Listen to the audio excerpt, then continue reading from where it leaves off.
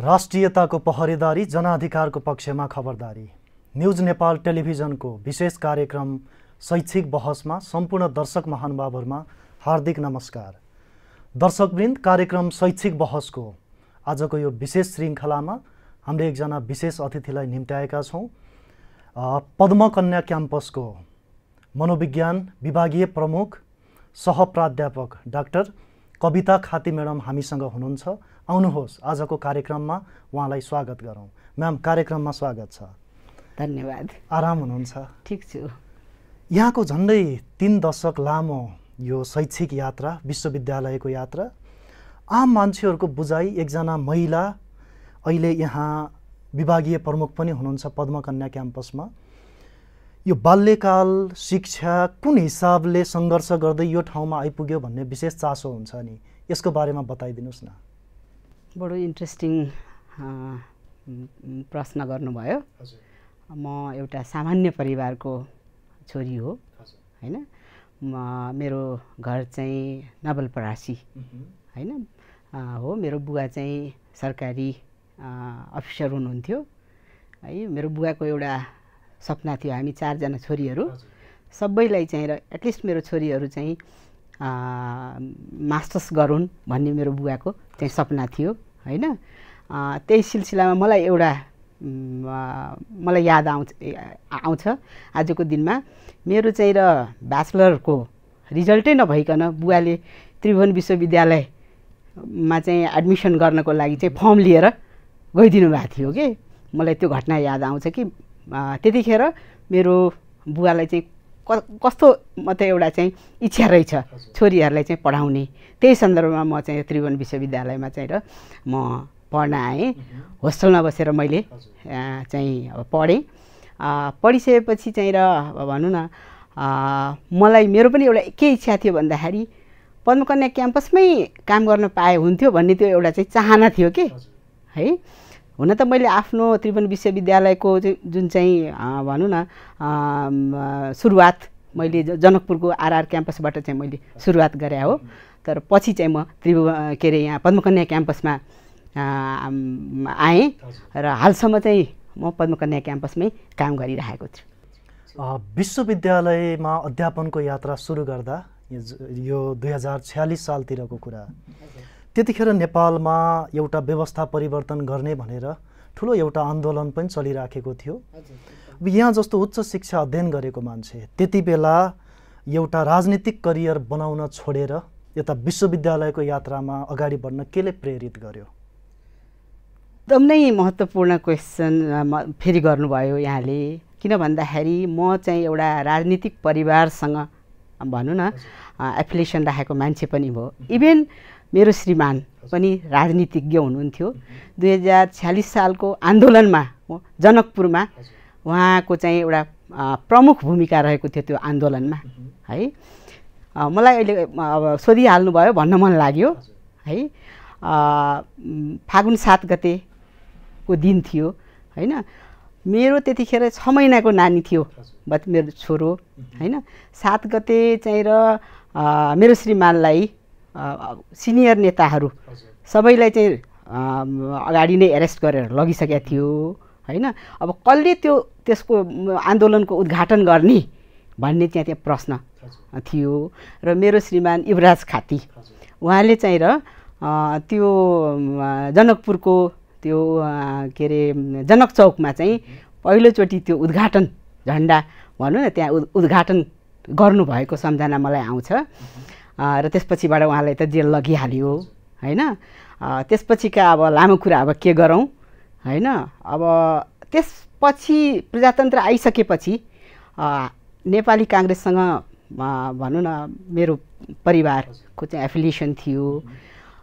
प्रजातन्त्र आइसकेपछि चाहिँ प्रजातन्त्र अगाडि चाहिँ सबै पार्टीहरूको चाहिँ एउटै मात्रै के थियो भन्दाखेरि कसरी देशमा प्रजातन्त्र ल्याउने भन्ने लडाइँ थियो। तर प्रजातन्त्र आइसकेपछि चाहिँ र के भयो भन्दाखेरि त्यसपछिबाट चाहिँ त्यो छुटियो के, आफ्नो आफ्नो गुटहरू छुटियो, आफ्नो आफ्नो इन्ट्रेस्टहरू चाहिँ छुटिए। मलाई पनि त्यो अफर नआएको होइन। जनकपुरमा राजनीतिमा चाहिँ लाग्नको लागि त्यहाँनिर महिला सङ्घमा हैन त्यतिखेर चाहिँ र अब अफर आयो त्यहाँ होइन, महिला सङ्घको चाहिँ उपसभापति भइदिनुपर्छ भनेर चाहिँ मलाई अफर आएको थियो। त्यतिखेर नै त्यहाँ 2टा ग्रुप भइदियो के होइन। एउटा चाहिँ हाम्रो लीला कोइराला हुनुहुन्छ, उहाँको एउटा ग्रुप, अर्को चाहिँ हाम्रो यता महेन्द्र नारायण निधि हुनुहुन्छ, उहाँको एउटा ग्रुप है। मलाई 2टै उसबाट चाहिँ अफर आएको थियो कि अब उपसभापति भइदिनुपर्छ भनेर। मैले उहाँहरूलाई के भनेको थिएँ भन्दाखेरि म जस्तो पढे लेखेको महिलाहरू यसै पनि छँदैछौँ नि होइन, हामीले त्यो पोलिटिक्समा सभापति उपसभापति भएर काम गर्नुपर्ने अवस्था छैन, बरु अरूलाई नै यो ठाउँमा दिँदा राम्रो हुन्छ होला होइन। म चाहिँ अहिले नबसुँ कि, म त यसै पनि ब्याकमा बसेर भनौँ न म त सघाउन सकिहाल्छु नि। त्यतिखेर म राराब क्याम्पसमा चाहिँ पढाउँथेँ होइन, पढाउँथेँ भनेर चाहिँ मैले भनेको थिएँ। मैले त्यो राजनीतिमा जानुको साटो, किनभने अलरेडी मेरो श्रीमान पोलिटिक्समा हुँदै हुनुहुन्थ्यो होइन, म मैले चाहिँ त्यो राजनीतिमा जानुको साटो चाहिँ मैले आफ्नो यो अध्यापनलाई नै मैले छुने, किन मेरो रोजाइमा चाहिँ विश्वविद्यालय नै पर्यो। किन भन्दाखेरि त्यहाँ मैले केही आफ्नो गर्न सक्छु होला जस्तो मलाई लाग्यो। आफ्नो ग्रोथ सँगसँगै आफू जस्तो थुप्रै भनौँ न विद्यार्थीहरूलाई आफ्नो नलेज ज्ञानहरू चाहिँ बाँडेर मैले केही गर्न सक्छु होला जस्तो मलाई चाहिँ त्यहाँ लागेर म चाहिँ त्यो राजनीतिमा लागिनँ। अन्त राजनीति पनि एकदम महत्त्वपूर्ण कुरा हो, मान्छेले कुनै न कुनै रूपबाट त एफिलिएसन भइ नै राखेको हुन्छ, तर मेरो परिवार नै त्यसमै थियो भनेदेखि एउटा घरमा 2जनाले गर्नुपर्ने कुनै जरुरी पनि त भएन नि। अब अहिले महिला अधिकारका कुराहरू गरिन्छन्, समावेशी अब महिला कोटा भनेर विभिन्न सरकारी निकाय अथवा विभिन्न निकायहरूमा कोटा छुट्याउने एउटा चलन पनि छ आजका दिनसम्म। यो महिलाहरूले आफ्नो क्षमतामा भर पर्ने अथवा सरकारले छुट्याउने संरक्षण गरिदिनुपर्छ, कोटा चाहिन्छ, समावेशी हुनुपर्छ भनेर आवाज उठाइरहने यो कहिलेसम्म? एकदम नै सही कुरा गर्नुभयो, यो कहिलेसम्म होइन। त्यति बेलासम्म सपोर्ट गर्नुपर्छ जबसम्म चाहिँ महिला र पुरुष समान अवस्थामा आउँदैनन् होइन। किन भन्दाखेरि महिला पुरुष भनेको चाहिँ एउटा रथको 2 पाङ्ग्रा पनि हुन् होइन। हाम्रो समाजको जुन एउटा भनौँ न संरचना छ होइन, त्यसमा पुरुषहरू चाहिँ एकदम अगाडि, महिलाहरू चाहिँ एकदम नै पछाडि हुनुहुन्छ होइन। त्यसको मुख्य कारण चाहिँ महिला पुरुषको कारणले हो भन्ने म भन्दिनँ, किनभने एउटा चाहिँ यो के अरे पितृसत्तात्मकले यसरी जरो गाडेको छ हाम्रो समाजलाई होइन। त्यसले गर्दाखेरि चाहिँ हरेक भनौँ न समाजको चाहिँ हरेक तहमा त्यसको चाहिँ प्रभाव परेको छ होइन। त्यस कारणले महिलाहरूलाई चाहिँ इम्पावर गर्न अथवा महिलाहरूलाई चाहिँ अटोनोमी भनौँ न स्वायत्ततासम्म लैजानको लागि जबसम्म त्यो एउटा समान उसमा आउँदैन नि तबसम्म चाहिँ सपोर्टको चाहिँ एकदम खाँचो पर्छ है, जुनसुकै एरियामा पनि। अब जस्तो यहाँले भन्नुभयो के अरे त्यो के आरक्षणको कुरा गर्नुभयो भने हो, आरक्षण चाहिन्छ होइन। कहिलेसम्म भन्दाखेरि जबसम्म उनीहरू चाहिँ र के हुन्छ भने इम्पावर हुँदैनन् होइन। इम्पावर भइसकेपछि त अटोमेटिकली उनीहरूले होइन आफ्नो कुराहरू होइन, आफ्नो लडाइँ होइन, आफ्नो अधिकार स्वतः उनीहरूले लिन्छन्। त्यति बेरसम्म मात्रै हो आरक्षणको काम के, त्यसपछिबाट महिलाहरूलाई आरक्षण चाहिँदैन। यो आरक्षण समावेशी कोटाका कुरा गरिरहँदाखेरि क्षमतावान महिलामा समेत एउटा यस्तो खालको मनोविज्ञान बन्छ कि यो सधैँ कमजोर बनाइदिइराख्छ नि यसले। म्याडम आफैमा मनोविज्ञानको चाहिँ विज्ञ हुनुहुन्छ। हजुर हो होइन। अब अहिले यहाँ धेरै प्रकारको आरक्षणहरू छ होइन, त्यसले गर्दाखेरि कहिले कहिले वास्तवमा भन्नु भनेदेखि होइन त्यो राम्रो क्यापासिटी हुने खालको मान्छेहरू चाहिँ ओझलमा परिरहेको देखिन्छ, किनभने उसलाई त आउन मन लाग्दैन होइन। उसलाई त भनौँ न उसको विवेकले उसको स्वाभिमानले पनि दिँदैन होइन। त्यस कारणले गर्दाखेरि यदि अब त्यो भनौँ न उसको सही मूल्याङ्कन भएन भनेदेखि त त्यहाँ त्यो आरक्षणको त कुनै मिनिङ भएन नि त होइन।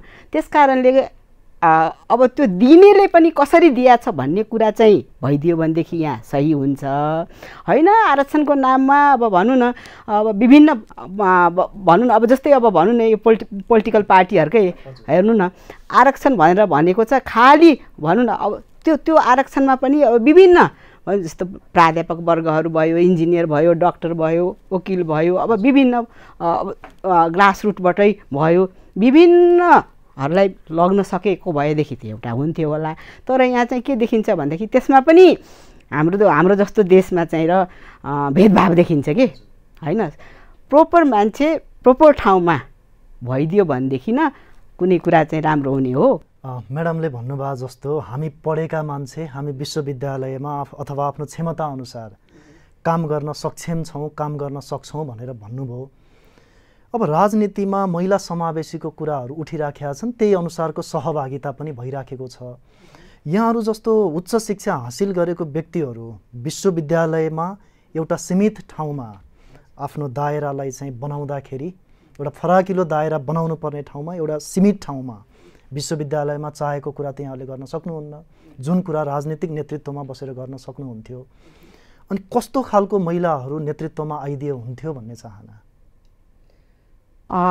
अब सबैभन्दा पहिले एउटा कुरा त के हुनुपर्छ भन्दाखेरि नेतृत्व तहमा जानको लागि चाहिँ र एउटा लाग्छ मेरो चाहिँ सोचमा भनौँ न एउटा चाहिँ अटोनोमस भएकै हुनुपर्छ हैन। अटोनोमस भनेको चाहिँ के हो भन्दाखेरि इम्पावरमेन्ट मात्रै होइन हैन, सशक्तिकरण मात्रै होइन हैन। सशक्तिकरण भएर मात्रै त्यो मान्छे के अरे अटोनोमस भएको हुँदैन है। उसले आफ्नो कुरा निर्धक्कसँग राख्न सकोस् हैन, उसले आफ्नो सेल्फलाई चाहिँ भरपुर मात्रामा चाहिँ परिचालन गर्न सकोस् हैन, सहीलाई सही गलतलाई गलत भनेर चाहिँ भन्न सकोस् हैन, कुनै पनि कुरालाई चाहिँ रिजन दिएर हैन जस्टिफाई गर्न सकोस् हैन। त्यस्तो खालको चाहिँ र व्यक्तित्वहरू चाहिँ एउटा ठाउँमा गए भनेदेखि गलत भइरहेको कुरोहरूलाई पनि उनीहरूले चाहिँ र आफ्नो आवाजले भनौँ अथवा टेबल ठोकेर भनौँ अथवा सङ्गठन विस्तार गरेर भनौँ अथवा जसरी पनि उनीहरूले त्यो कुरालाई चाहिँ र पुरा गरेर छोड्छन्। यो 2040 को दशकमा यहाँले उच्च शिक्षा अध्ययन गर्दै गर्दा अथवा विश्वविद्यालयमा आबद्ध हुँदाखेरि नेपालमा आम महिलाहरूको यो शिक्षाप्रतिको मोह भनौँ अथवा उच्च शिक्षा लिनको लागि त्यो खालको वातावरण थियो त्यति बेला? थिएन हैन, एकदम नै थिएन हैन। एकदम नै हातमा गनिने महिलाहरू चाहिँ र विश्वविद्यालय मा चाहिँ पढ्न आउनुहुन्थ्यो। यति धेरै चाहिँ अब बाहिरतिर पनि मास्टर्स प्रोग्रामहरू चाहिँ खोलिसकेको थिएन हैन। र अब भनौँ न सेन्टर कीर्तिपुरमा नै भनौँ न बसेर चाहिँ पढ्नुपर्ने अवस्था थियो। त्यस कारणले देशभरिबाट चाहिँ लिमिट मात्रामा विभिन्न विषयहरूमा चाहिँ भनौँ न यो मास्टर्स प्रोग्राम चाहिँ अध्ययन गर्नको लागि चाहिँ आउनुहुन्थ्यो। यो विगत 30 वर्षलाई हेर्दाखेरि अहिलेको उच्च शिक्षामा अथवा समग्र शिक्षामा महिलाको जुन खालको सहभागिता छ, म्याडमले कसरी लिनुहुन्छ यसलाई?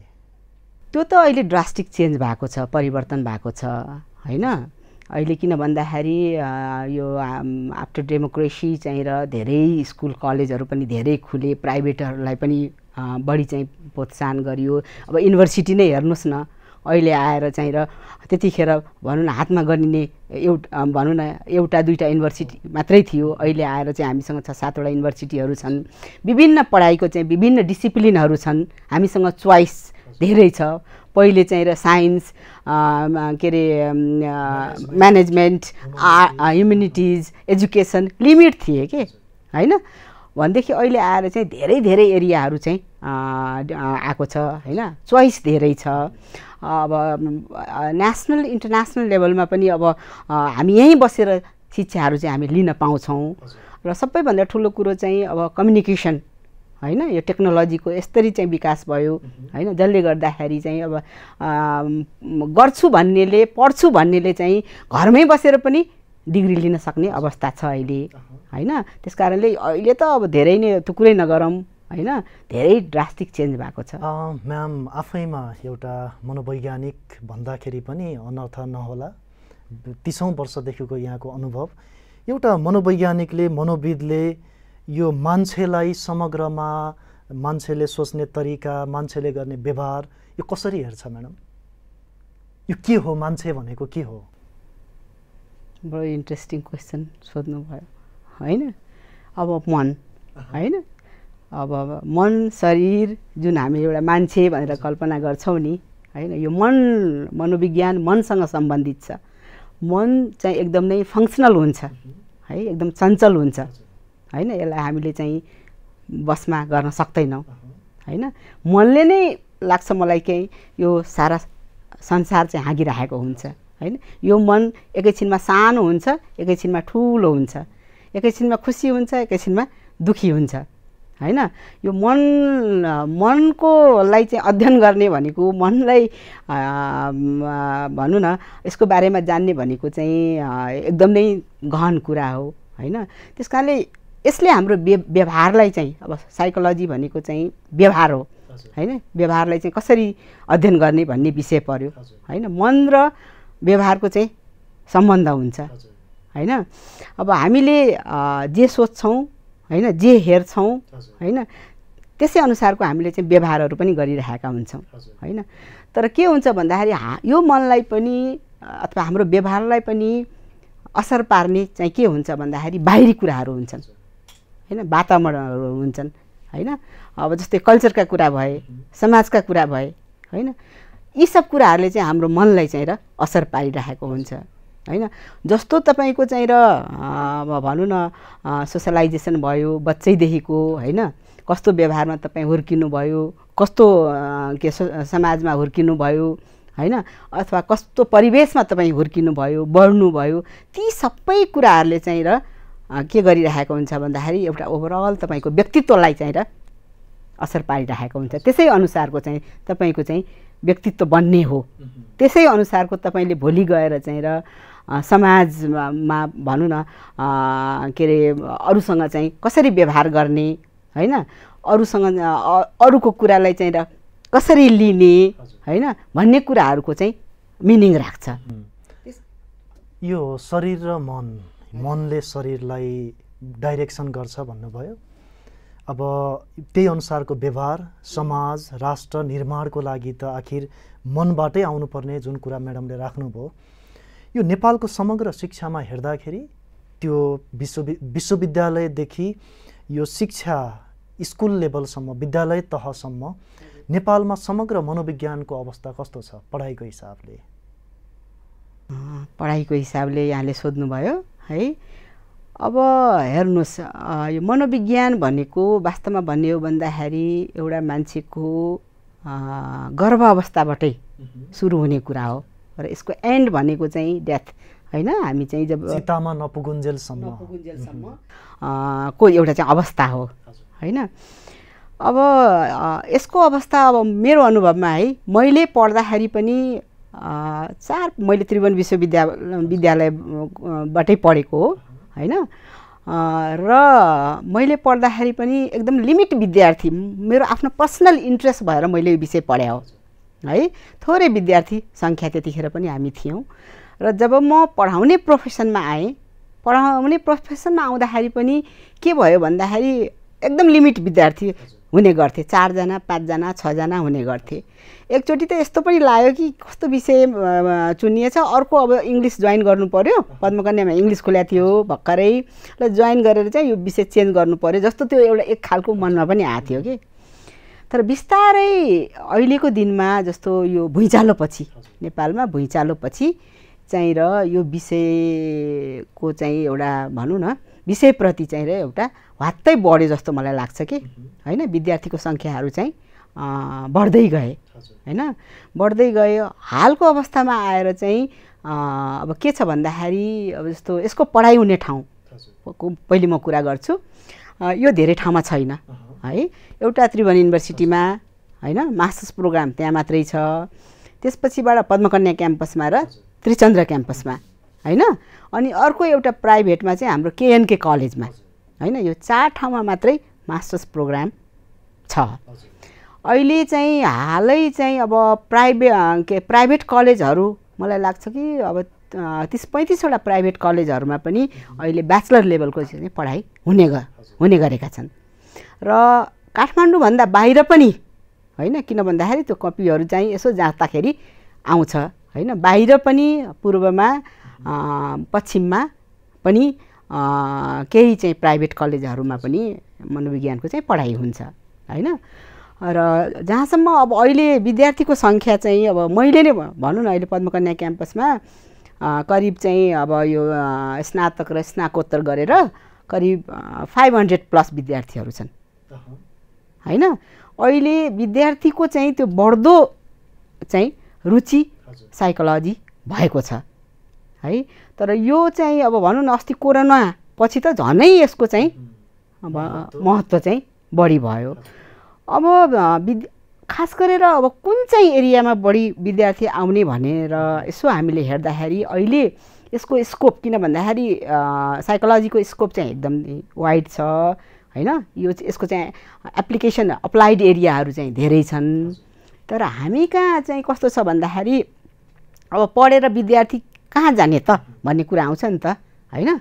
अब यो अहिले चाहिँ धेरै क्लिनिकल हैन, क्लिनिकल साइकोलोजी, काउन्सिलिङ साइकोलोजी हैन भनेर चाहिँ विद्यार्थीहरू चाहिँ बढी आउँछन् हैन। विद्यार्थीहरू चाहिँ क्लिनिकल साइकोलोजी पढ्ने भनेर बढी आउँछन्। तर उनीहरूले चाहिँ एउटा कुरा के बुझेको छैनन् भनेदेखि नि अब जस्तो मास्टर्स पढिसकेर चाहिँ उनीहरू क्लिनिकल साइकोलोजिस्ट हुने होइन हैन। उनीहरूले पाउने डिग्री भनेको चाहिँ र मास्टर्स इन साइकोलोजी हो। तर के छ भन्दाखेरि जस्तो हाम्रो पद्मकन्यामा चाहिँ र जस्तो हाम्रो 3rd सेमेस्टरमा गइसकेपछि दुईटा चोइस छ। स्नाकोत्तरको कुरो गरेँ मैले हैन। दुईटा चोइस छ हैन। त्यो चाहिँ के छ भन्दाखेरि एउटा चाहिँ र अर्गनाइजेसन साइकोलोजी हैन, अर्को चाहिँ क्लिनिकल साइकोलोजी हैन। त्यसपछिबाट 4th सेमेस्टरमा गइसकेपछि 3rd र 4th मा गइसकेपछि उनीहरू अर्गनाइजेसन साइकोलोजी र क्लिनिकल साइकोलोजी भनेर चाहिँ पढ्छन् हैन। अब यो फर्स्ट ब्याच हो अर्गनाइजेसन साइकोलोजीको हैन। नेपालमा अर्गनाइजेसन साइकोलोजिस्टहरूको त्यति विकास भइसकेको छैन र मलाई लाग्छ कि अब विभिन्न अर्गनाइजेसनहरूले कर्पोरेटहरूले पनि साइकोलोजिस्टहरू चाहिँ हायर गर्नु पर्यो भनेदेखि सायद मलाई लाग्छ कि बाहिरैबाट हायर गर्छ होला हैन। त्यो खालको अभ्यास छ नेपालमा। त्यो खालको अभ्यास छ ठुल्ठुलो अर्गनाइजेसनहरूमा हैन। मलाई सुन्नमा आए आउँदाखेरिको यो चाहिँ त्यो अभ्यास छ। किन भन्दाखेरि अर्गनाइजेसन साइकोलोजिस्टहरूको चाहिँ ठुलो रोल हुन्छ हैन। त्यो अर्गनाइजेसनलाई कसरी चाहिँ डेभलप गर्ने भन्ने सन्दर्भमा है। त्यसकारणले अबको दिनमा चाहिँ हामीकै अर्गनाइजेसन साइकोलोजिस्टहरूको पनि हैन अब त्रिभुवन विश्वविद्यालयले चाहिँ र त्यो जुन अब हाम्रो चाहिँ जुन एउटा माग छ नि है, डिमान्ड र सप्लाईको कुरा त आउँछ नि यसमा पनि हैन। हाम्रो देशले त्यस्तो खालको जुन म्यान पावर माग गरे अनुसारको युनिभर्सिटीले पनि पुरा गर्ने हो नि त। अबको दिनमा चाहिँ र मलाई लाग्छ कि अब जस्तो पद्मकन्या 10-20 जना जति हैन बाट चाहिँ यो सुरुवात हुन्छ। त्यो म्यान पावर नै जस्तो हाम्रो युनिभर्सिटीहरूको लागि पनि प्लस हुन्छ हैन। यो हजुर, यो मनोविज्ञान स्नातक अथवा स्नातकोत्तरको कुरा गरिराख्दाखेरि यो महिला सहभागिता बढी हो पुरुषहरूको तुलनामा विद्यार्थीको हिसाबले? विद्यार्थीको हिसाबले साइकोलोजी पढ्ने हेर्नुहोस् अब यहाँ मात्रै होइन, इन्डियामा पनि महिलाहरूले धेरै साइकोलोजी पढेको देखिन्छ कि हैन। बाहिरतिर पनि साइकोलोजी पढ्नेमा चाहिँ महिलाहरू चाहिँ बढी हुन्छन् हैन। पद्मकन्यामा पनि अब भनौँ न महिलाहरू चाहिँ अब नै धेरै छन्। करिब 500 महिला ब्याचलर र मास्टर्समा हुनु भनेको सानो समूह होइन हैन। त्यस कारणले अरू कलेजहरूमा पनि महिलाहरूको सङ्ख्या बढी नै छ। त्यस कारणले मलाई लाग्छ कि साइकोलोजी चाहिँ महिलाहरूको लागि पहिलो चोइस हो कि जस्तो लागिरहेको छ। तर एउटा कुरा के रहेछ भन्दाखेरि यो नर्सिङहरू हैन साइकोलोजी चाहिँ पढ्नको लागि स्पेसिफिक विषयबाट मात्रै पढ्न पाइन्छ, जेनरल पढ्न पाइँदैन हैन। जस्तो अब नर्सहरू मेडिकलबाट हेल्थ साइन्सबाट पढ्न पाइयो है। यता म्यानेजमेन्टबाट चाहिँ BBA BBMबाट पढ्न पाइयो हैन। र त्यसै गरेर चाहिँ र यसरी भनौँ न यसलाई 100 नम्बरको चाहिँ र साइकोलोजी पढेको हुनुपर्छ ब्याचलर्स डिग्रीमा हैन। अथवा 1 क्रेडिट आवर पढेको हुनु पर्यो साइकोलोजी। यो मनोविज्ञानमा साइकोलोजीमा उच्च शिक्षा लिनको लागि जुन महिला सहभागिताको कुरा गऱ्यौँ हामीले, यो महिलामा स्वभावतः अथवा प्रकृतिले नै एउटा धैर्यता अथवा सहनशीलता को गुण दिएको हुन्छ भनेर भनिन्छ। यो मनोविज्ञान पढ्नलाई धैर्यता सहनशीलता चाहिने हो अथवा कस्तो खालको क्षमता भएको विद्यार्थी यो विषयमा उच्च शिक्षा लिनको लागि योग्य हुन्छ? त्यस्तो त होइन होला, त्यस्तो त होइन होइन। तर एउटा कुरा चाहिँ के हो भन्दाखेरि यो विषय पढिसकेपछि होइन पहिलो फाइदा भनेको चाहिँ त्यही व्यक्तिलाई हुन्छ जसले पढेको छ, स्वयंलाई होइन सेल्फ अवेरनेस भनौँ न, हुन्छ होला जस्तो लाग्छ है मलाई। किन भन्दाखेरि उसले चाहिँ राम्रोसँग है त्यो बिहेभियरको बारेमा होइन थ्योरिटिकल नलेज उसलाई चाहिँ राम्रो हुन्छ है, अरूभन्दा भनौँ न इन जेनरल त यसै पनि हुन्छ है। तर यो विषय पढिसकेपछि चाहिँ भनौँ न अब सिकाइका कुराहरू आउँछन्, इमोसनका कुराहरू आउँछन्, मोटिभेसनका कुराहरू आउँछन् होइन, एटिच्युडका कुराहरू आउँछन्, बिलिफका कुराहरू आउँछन् होइन। त्यस कारणले कसरी चाहिँ ह्युमन अन्डरस्ट्यान्डिङ कसरी गर्ने भन्ने कुराहरू चाहिँ इन जेनरल भन्दा यो विषय पढेकोलाई चाहिँ अलिक बढी हुन्छ कि जस्तो मलाई लाग्छ है। यो मनोवैज्ञानिक अथवा साइकोलोजिस्ट भनिसकेपछि आम मानिसहरूको धारणा बुझाइ यो मान्छेको नजिक पर्नु हुँदैन। यसले मनोवैज्ञानिक हिसाबले मेरो मनभित्र भएका सबै कुराहरू थाहा पाउँछ अथवा मानसिक हिसाबले कुनै समस्याहरू छन् भने एउटा विज्ञको अगाडि पर्न हिचकिचाउने यो हाम्रो समाजमा पाइन्छ नि? एकदम नै पाइन्छ, एकदम पाइन्छ यो है। आजभन्दा 10 वर्ष अगाडि मलाई नै यही प्रश्न गर्नुहुन्थ्यो होइन, मलाई के अरे यो त साइकोलोजिस्ट हो होइन, यसले त सबै कुरा यसले बुझ्छ, मेरो मनको कुरा के छ बुझ त भन्ने प्रश्न नै पहिले हुन्थ्यो। यस्तो खालको स्टिग्मा छ, अहिले पनि छ होइन। पर्दैन, किन डराउने होइन। फरक यति मात्रै हो कि मैले अघि पनि भने नि अलि धेरै थ्योरिटिकल नलेज बढी हुन्छ होइन, त्यो कुरालाई तुरुन्तै त्यो बिहेभियरमा अप्लाई गर्ने भएको हुनाले चाँडै अन्डरस्ट्यान्डिङ हुन्छ। यो भने त यस्तो हो है भन्ने कुराहरू हुन्छ। अब तपाईँ हाँस्नुभयो भनेदेखि अथवा तपाईँ रुनुभयो भने पनि त्यसलाई थ्योरीसँग चाहिँ लिङ्क गरेर यो कारणले भएको भन्ने कुरा त हाम्रो दिमागमा आइहाल्छ नि। त्यो कारणले गर्दाखेरि मात्रै हो, नत्र भनेदेखि त जुन त्यो कन्सेप्ट छ नि होइन त्यो गलत हो। त्यो स्टिग्मा अहिले पनि छ होइन। साइकोलोजी पढ्नेहरूको अगाडि ल मेरो मनको कुरा बुझिहाल अथवा यो साइकोलोजिस्ट हो भनेर चाहिँ अलिकति हिचकिचाउने त्यस्तो अहिले पनि छ। अहिले पनि विद्यार्थीहरूले त्यो कुराहरू चाहिँ क्लासमा यो विषयमा यहाँले जुन सन्दर्भ उठाइराख्नु भएको छ मनोविज्ञानमा विषयमा विश्वविद्यालयले पर्याप्त रूपमा जुन स्रोत व्यक्तिहरू विज्ञहरू भन्छौँ हामी उहाँहरू उपलब्ध व्यवस्थापन गर्न सकेको छैन कि नेपालमा यो खालको जनशक्ति छैन कि? किन नहुनु होइन। अहिले युनिभर्सिटीमा अहिले त्रिभुवन विश्वविद्यालयमा यो आंशिक शिक्षकहरूको चाहिँ कति वर्षदेखिको चाहिँ एउटा ठुलो इस्यु भइरहेको छ नि त। मनोविज्ञानमा मात्रै होइन अरू विषयहरूमा पनि हरेक विषयहरूमा होइन। कतिपय विषयहरू चाहिँ र के भइरहेछ भन्दाखेरि विद्यार्थी नभएर ताला लगाउनु पर्ने अवस्था पनि छ। कतिपय विषयहरूमा चाहिँ विद्यार्थीहरू धेरै भएर चाहिँ त्यहाँ दरबन्दीहरू क्रिएट गरेर होइन अब भनौँ न नयाँ टिचरहरूलाई त्यो अपर्च्युनिटी दिनुपर्ने अवस्थाहरू पनि छ। अब यो कुराहरू चाहिँ त्रिभुवन विश्वविद्यालय चाहिँ भनौँ न त्रिभुवन विश्वविद्यालयलाई चाहिँ म्यानेज गर्नलाई लागिरहेको छ र यो म्यानेज भइसकेको छैन।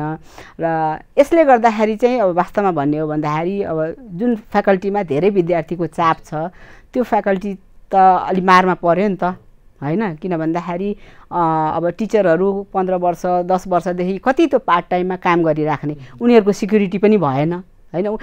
उनीहरू सिक्योर नभएपछि उनीहरूले त त्यो खालको चाहिँ र अभ्यास पनि त गर्न सक्दैनन् नि त। त्यस कारणले यो कुरालाई पनि अब त्रिभुवन विश्वविद्यालयले चाहिँ र चाँडै नै भनौँ न सल्युसन गर्नुपर्छ होला जस्तो मलाई लाग्छ। यो मनोविज्ञान अथवा शिक्षाको कुरा गरिरहँदाखेरि अहिले नेपालका विभिन्न शिक्षालयहरूमा विद्यालयहरूमा हेर्दाखेरि एउटा जुन बाल मनोविज्ञानको कुराहरू आउँछ यो पढ्नलाई झोलाभरि किताब कापी हालेर पठाइन्छ विद्यालयमा। तर बालबालिकाको मनोविज्ञानलाई बुझेर पढाउने खालको शिक्षा पद्धति अथवा पढाउने जो शिक्षक शिक्षिकाहरू हुनुहुन्छ उहाँहरूलाई पनि त्यो किसिमले अभ्यास तालिमहरू दिएको पाइँदैन। यो बाल मनोविज्ञान र शिक्षाको बारेमा अलिकति म्यामले बताइदिनुहोस् न। यो एकदम नै सेन्सिटिभ कुरा हो यो, हैन। बाल मनोविज्ञान भनेको किन भन्दाखेरि कुनै पनि मान्छेको फाउन्डेसन एज भन्छ, त्यतिखेर नै उसको शारीरिक मानसिक हैन के अरे उसको चाहिँ भनौँ न को विकासको अवस्था हो नि त।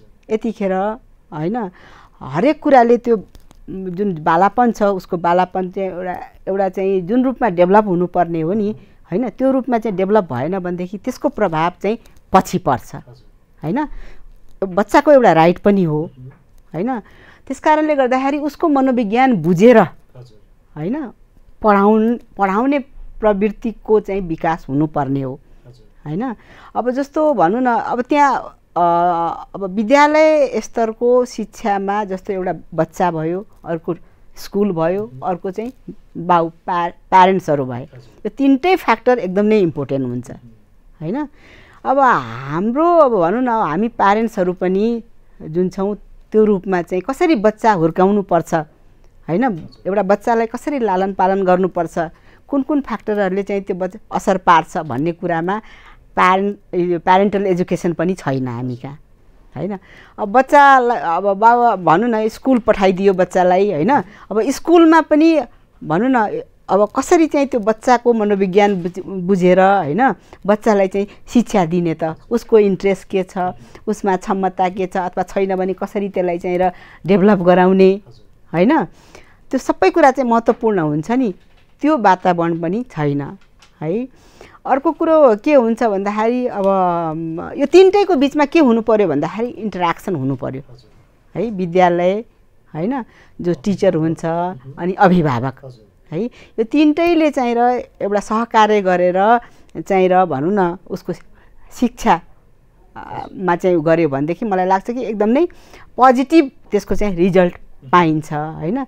अब घरमा बाबुआमाले ल मेरो बच्चा स्कुल पठाइदिएँ भनेर पठाइदियो हैन, स्कुलले ल मैले पढाइदिएँ अब चाहिँ यो प्यारेन्ट्सको ऊ हो भनेर भन्यो भनेदेखि त्यहाँ त ग्याप भयो नि त है। त्यो बिचरा त्यो बच्चाले त के बुझ्ने हैन। ऊ त एउटा के हुन्छ भन्दाखेरि काँचो माटो हुन्छ, जसरी उसलाई चाहिँ हामी तपाईँले चाहिँ ढाल्छौँ त्यही अनुसारको चाहिँ बन्ने हो, उसको व्यक्तित्व बन्ने हो हैन। त्यसकारणले गर्दाखेरि यो तिनटै फ्याक्टरको एकदम महत्त्वपूर्ण भूमिका हुन्छ है भन्ने जस्तो मलाई लाग्छ। यदि त्यो टाइपको भनौँ न जस्तो प्यारेन्टल एजुकेसन हैन सबै बाबुआमालाई त हुँदैन नि त हैन। अब त्यो त दिनु पर्यो हैन, त्यो त दिनु पर्यो, राष्ट्रले दिनु पर्यो नि त। अब हामी बच्चाको मनोविज्ञानको कुरा गरिरहँदाखेरि यही समाजमा यही वातावरणमा यहाँकै विद्यालय विश्वविद्यालयमा उच्च शिक्षा लिएर अथवा नलिकन राजनीतिक नेतृत्वमा पुगेका जुन नेताहरूको कुरा गर्छौँ, यदि उहाँहरूको मनोविज्ञान एउटा सही दिशामा हुन्थ्यो अथवा एउटा सकारात्मक मनोविज्ञानले स्थान पाएको भए यो अवस्था हुँदैन थियो भनेर पनि बारम्बार कुराहरू त उठाइन्छ। यो मनोविज्ञानको महत्त्वको कुरा गरिरहँदाखेरि म्यामले कसरी लिनुहुन्छ यसलाई? एकदम नै इन्ट्रेस्टिङ कुरा गर्नुभयो। मलाई जहाँसम्म थाहा भए अनुसार हैन एउटा कुरा त के हुन्छ भन्दाखेरि आफूले मैले के जानेको छु हैन, आफूले जानेको कुरालाई अप्लाई गर्ने हो। यदि मैले जानेको छुइनँ भनेदेखि त्योसँग सम्बन्धित एक्सपर्टहरूसँग चाहिँ कन्सल्ट गर्ने हो। विकसित मुलुकहरूमा चाहिँ के हुन्छ भन्दाखेरि नि अब त्यस्ता लिडरसिप पोजिसनमा बसेका मान्छेहरूले हैन यदि आफूले त्यो कुराको आफूलाई ज्ञान छैन भनेदेखि उनीहरूले ट्रेनिङ लिन्छन् हैन, विभिन्न ट्रेनिङहरू चाहिँ लिने गर्छन् र आफूलाई चाहिँ त्यस अनुसारको प्रस्तुत गर्छन्। यदि ट्रेनिङ पाएको छैन भनेदेखि कन्सल्टेन्टको रूपमा हैन उनीहरूलाई चाहिँ राखेका हुन्छन्। उनीहरूको हटलाइनबाट चाहिँ कुनै यस्तो समस्याहरू आयो भनेदेखि हैन साइकोलोजिस्ट होस् इकोनोमिस्ट होस् हैन त्योसँग चाहिँ डिस्कस गरेर अनि मात्रै के जान्छन् भन्दाखेरि पिपलमा जान्छन्, बाहिर जान्छन्। किन भन्दाखेरि उनीहरू त सामाजिक व्यक्ति हो, सामाजिक व्यक्तिले जहाँ पायो जे पायो हैन जुनसुकै कन्टेक्स्टमा जे पनि गर्ने त होइन नि त। उनीहरूलाई त सिङ्गो समाजले वाच गरिरहेको हुन्छ, हरेक बिहेभियरलाई चाहिँ उनीहरूले हेरिरहेको हुन्छ होइन। त्यस कारणले अब हामी कहाँ चाहिँ त्यो कल्चर छैन होइन। मै जान्ने अब मै सुन्ने सबै चाहिँ हामी भनौँ एउटा पोजिसनमा गइसकेपछि त्यो प्रकारको कल्चर चाहिँ त्यति डेभलप भएको जस्तो मलाई लाग्दैन। अब एक दुईजना प्रोफेसरहरूसँग मेरो अमेरिकामा भेट भएको थियो, उहाँहरूले भन्नुहुन्थ्यो हटलाइन उनीहरूको त डाइरेक्ट कन्ट्याक्ट हुन्छ अरे कि है। त्यो भनौँ न त्यहाँको राष्ट्रपति अथवा त्यहाँको प्राइम मिनिस्टरहरूले विज्ञहरूसँग चाहिँ डाइरेक्ट उहाँहरूले चाहिँ कन्ट्याक्ट गरेर चाहिँ र कुनै त्यस्तो प्रब्लमहरू आयो भनेदेखि उहाँहरूले चाहिँ डिस्कसन गर्नुहुन्छ, सोध्नुहुन्छ भनेर चाहिँ भन्ने कुरा चाहिँ मैले थाहा पाएको थिएँ। यो विश्वविद्यालयले यो शिक्षालाई थप व्यवस्थित गर्नको लागि के गर्नुपर्छ? अब अब के सबैभन्दा पहिले त यो राजनीति भनौँ न, विश्वविद्यालयमा जुन चाहिँ यो भागबन्डा पदीय भागबन्डा होइन, अब यो विभिन्न गुट उपगुट यसको जबसम्म अन्त हुँदैन मलाई लाग्दैन कि त्यहाँ विश्वविद्यालयमा चाहिँ एउटा जिन्युन प्राज्ञिक व्यक्तित्वहरूले अपर्च्युनिटी त्यहाँनिर पाउलान्। यहाँ त अब सबै अब भागबन्डाको आधारमा होइन, माथिदेखि तल्लो जुन निकायमा चाहिँ प्लेसमेन्ट हुन्छ होइन। अब के भन्ने त्यस्तो अवस्थामा सबैलाई थाहा भएको कुरा हो। यो विज्ञ मान्छेहरूलाई स्थान दिनु पर्यो होइन। अब त्यहाँ त अब त्यो कल्चरै छैन, अब त्यहाँ त भागबन्डामा छ। यसको अन्त नभएसम्म, यो भागबन्डाको जब अन्त नभएसम्म त्यहाँ यो विश्वविद्यालय त्रिभुवन विश्वविद्यालय सुध्रेला जस्तो मलाई लाग्दैन। यो नेपालमा मानसिक स्वास्थ्य अथवा मनोविज्ञान जो साइकोलोजिस्ट पढिसकेका विद्यार्थी अथवा पढ्दै गरेका विद्यार्थीहरू हुन्छन्, आधारभूत रूपमा म्याडमले 1 2 3 भनेर गर्दाखेरि चाहिँ कस्तो कस्तो कुरामा चाहिँ बढी विचार गर्नुपर्छ पछाडि अप्लाई गर्ने विषयमा सन्दर्भमा कुरा गर्दा? विद्यार्थीहरूले अब हेर्नुहोस्, मैले चाहिँ जस्तो अब भनौँ न पद्मकन्या क्याम्पसमा को जुन हाम्रा विद्यार्थीहरू छन्, कोही पनि विद्यार्थीहरू अनइम्प्लोइड छैनन् है। साइकोलोजी जुन पढेका विद्यार्थीहरू नि सबै करिब इम्प्लोइड छन्। र फेरि यो अब अहिले जुन चाहिँ अब बच्चाहरूमा बाहिर जाने जुन लहर छ नि होइन, त्यो बाहिर जाने लहर पनि अब जस्तो साइकोलोजी पढिसकेपछि उनीहरूलाई इजी हुँदो रहेछ बाहिर। किन भन्दाखेरि जस अमेरिकामा होस् चाहे युरोपमा होस् अस्ट्रेलियामा होस् यो विषयको चाहिँ राम्रो त्यो एप्लिकेसन छ, तुरुन्तै जब पाइहाल्ने, राम्रो जब पाउने होइन, त्यस्तो रहेछ होइन। त्यस कारणले मैले त कति पास गरेको विद्यार्थीहरूलाई आफ्नै यहीँ कलेजमा राख्नलाई पनि कतिलाई फोन गर्छु, सबै बाहिर गइसकेका हुन्छन् होइन। विचित्र लागेछ है। तर यहीँ पनि गर्दाखेरि होइन हामी चाहिँ ओरिएन्टेसन गर्छौँ नि विद्यार्थीलाई कुन चाहिँ फिल्डमा जाने भन्ने सन्दर्भमा होइन, भन्दाखेरि त यहीँ पनि धेरै स्कोप छ है। अहिले अब के हो भन्दाखेरि अहिले बढी भएको चाहिँ अब यो काउन्सिलिङ भनेर चाहिँ छ। तर अब काउन्सिलिङ साइकोलोजीमा पनि अब यहाँ ब्याचलर पनि छ, 1 इयर पोस्ट ग्रेजुएट पनि छ, मास्टर्स पनि छ होइन। तर समस्या के छ भन्दाखेरि अब जस्तो भनौँ न जुन रूपमा अब अहिले संसारमै एउटा ट्रेन्ड प्रोफेसनलिजमको जुन ट्रेन्ड गइरहेको छ नि, हामी कहाँ पनि अब त्यो चाहिँ गाह्रो छ। अब जस्तो काउन्सिलिङ भनेर भन्ने छ, यहाँ 3 महिना ट्रेनिङ लिने पनि काउन्सिलिङ, 6 महिना गर्ने पनि काउन्सिलिङ र मास्टर्स गर्ने पनि काउन्सिलिङ होइन। भनेपछि लाइसेन्सको प्रोभिजन छैन होइन। काउन्सिलर भनेको त मनसँग खेल्ने कुरा भयो, भनौँ न एउटा संवेदनशील विषय भयो नि त होइन। कसलाई काउन्सिलर भन्ने होइन। यसको उठान त यहाँहरू जस्तो विज्ञले गर्नु पर्यो नि, अग्रसरता लिनु पर्यो नि। अहिले त लाइसेन्सिङ, वकिल बन्नलाई लाइसेन्स लिनुपर्छ, डक्टर पढ्नलाई, डक्टर काम गर्नलाई लाइसेन्स लिनुपर्छ। अहिले इन्जिनियरिङ लाइसेन्सको कुराहरू आइराखेको छ। एउटा सवारी साधन चलाउन जान्ने मान्छेले लाइसेन्स नभई सवारी चलाउन पाउँदैन। यो काउन्सिलिङ संवेदनशील विषयको कुरा गरिरहँदाखेरि विश्वविद्यालयमा आबद्ध यहाँहरू जस्तो व्यक्तिहरूले एउटा लाइसेन्सिङ इक्जामको लागि अग्रसरता लिनु पर्दैन? होइन, यो कुरा उठिरहेको छ होइन। अब मलाई लाग्छ कि अब भनौँ न अब ठाउँमा नपुग्या होला, इस्यु चाहिँ उठिरहेको छ है। अब किन आवश्यकता पनि अब भइसक्यो होइन। त्यस कारणले गर्दाखेरि अब यो जस्तो काउन्सिलिङको चाहिँ र यो एउटा ठुलो समस्या आइरहेको छ होइन, इस्यु उठिरहेको छ। किन भन्दाखेरि लाइसेन्स नभइकन यो प्रोफेसनमा जान मिल्दैन। नत्र भनेदेखि यहाँ त अहिले के छ भन्दाखेरि बजारमा 1 महिना ट्रेनिङ लिएर पनि काउन्सिलर भएका छन् है, 6 महिने पनि काउन्सिलर, र उहाँ मास्टर्स गरेर पनि उनीहरू 2 वर्षसम्म होइन त्यत्रो त्रिभुवन विश्वविद्यालयले डिग्री दिएर पनि उनीहरू पनि काउन्सिलर, कुनै चाहिँ भिन्नतै देखिएन के। भनेपछि एउटा लाइसेन्सको त व्यवस्था हुनु पर्यो नि त। यहाँहरूको अग्रसरताले यो विषयले चाहिँ छिट्टै एउटा मूर्त रूप पाओस् अथवा सम्बन्धित निकायले यो विषयमा ध्यान दिनु पर्यो होइन, किन भन्दाखेरि यो हेल्थसँग पनि सम्बन्धित भयो होइन, सोसियल इस्युजहरूसँग सम्बन्धित भयो, कम्युनिटीसँग चाहिँ सम्बन्धित भयो होइन। त्यस कारणले यो लाइसेन्सको व्यवस्था चाहिँ यसमा चाहिँ म चाहिँ सबैलाई के भन्छु भन्दाखेरि यो हुनुपर्छ, तुरुन्तै यसमा चाहिँ पहल गर्नुपर्छ होला जस्तो मलाई लाग्छ। हामी कार्यक्रमको लगभग अन्त्यमा छौँ। अब आज विशेष तीजको दिन पनि हो। महिलाहरू देशभरबाट अब हाम्रो जुन संस्कृति धर्म यसलाई जगेर्ना गर्ने हिसाबले देश विदेशमा आफ्नै किसिमले चाहिँ तीजको व्रत बस्ने, तीज मान्ने गरिराख्नु भएको छ। र म्याडमको विद्यावारिधि पनि महिला र मानसिक स्वास्थ्यमा छ, गर्नुभयो।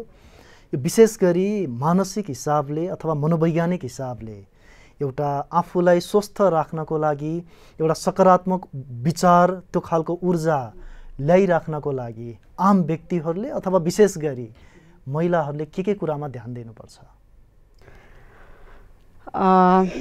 एकदम नै इन्ट्रेस्टिङ क्वेसन्स गर्नुभयो। महिलाहरूले के कुरामा ध्यान दिनुपर्छ भनेर होइन। अब तीजको पनि कुरा लिएर आउनुभयो। यो त हाम्रो एउटा चाड हो होइन, चाड हो। अब एउटा हाम्रो चाहिँ के भन्छ कल्चर र हाम्रो चाहिँ धर्मसँग दुइटै चाहिँ जोडिएको चाहिँ चाड हो होइन। अब हिजोको दिनमा पनि तीज थियो, तर आज आएर अलिकति भन्नु न चेन्ज भएको छ होइन।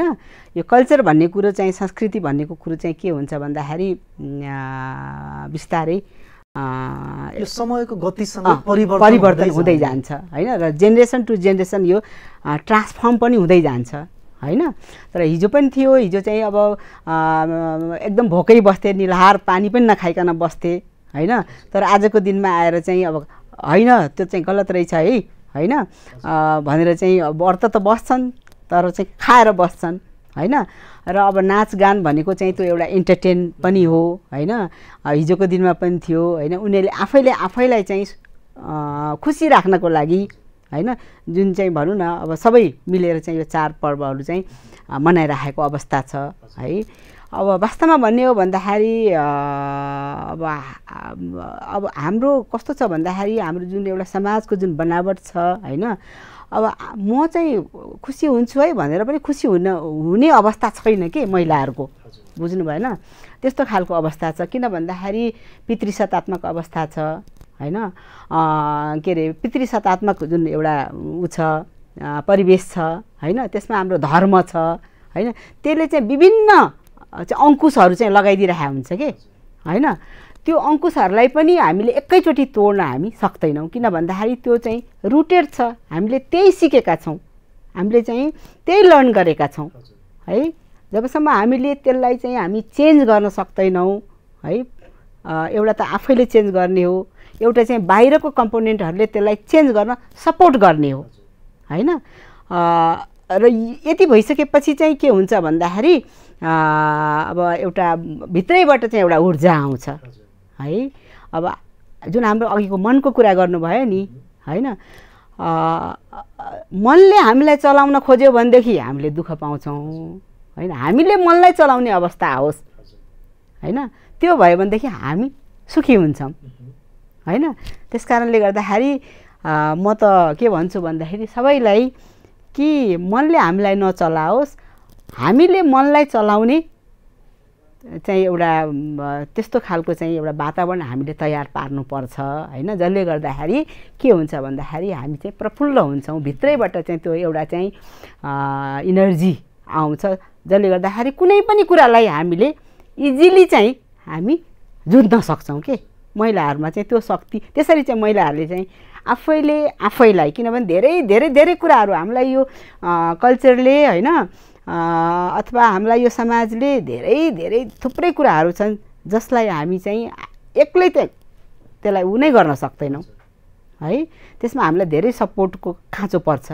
त्यो सपोर्ट चाहिँ मलाई लाग्छ कि भन्दाखेरि समाज त महिला पुरुष दुइटैको हो होइन।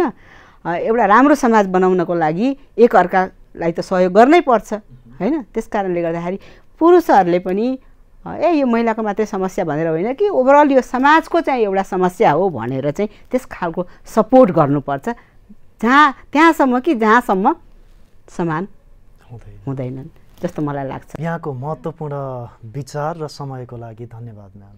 यहाँलाई पनि धेरै धेरै धन्यवाद हैन। मेरो विषयमा महिलाहरूको सम्बन्धमा है हामीले केही राजनीतिक केही सामाजिक विषय यहाँ उठान गर्नुभयो, शैक्षिक है, मैले 2 शब्द राख्न पाएँ। यहाँलाई पनि धेरै धेरै धन्यवाद।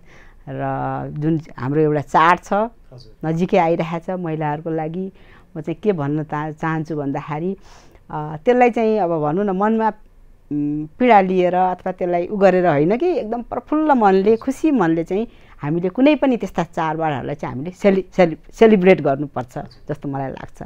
यहाँहरू सबैलाई मैले चाहिँ यहाँबाट तीजको शुभकामना पनि दिएँ। यहाँलाई पनि धेरै धेरै धन्यवाद। दर्शकवृन्द, कार्यक्रम शैक्षिक बहसको आजको निर्धारित समय सकिएको छ। आजको कार्यक्रममा यो तीजको विशेष दिनमा हामीले एकजना महिला विज्ञ प्राध्यापक डाक्टर कविता खाती म्याडम, जो पद्मकन्या क्याम्पस मानसिक यो मनोविज्ञान विभागीय प्रमुख पनि हुनुहुन्छ, यो महिलाहरूका समस्याको बारेमा, विशेष गरी मनोविज्ञानको बारेमा र हाम्रो यो संस्कार संस्कृतिको बारेमा कुरा गऱ्यौँ। हाम्रो आगामी कार्यक्रममा नयाँ अतिथि र नयाँ विषयवस्तुको बारेमा हामी पुनः भेट्नेछौँ। राष्ट्रियताको पहरेदारी, जनाधिकारको पक्षमा खबरदारी। हेर्दै रहनुहोस् न्युज नेपाल टेलिभिजन। नमस्कार।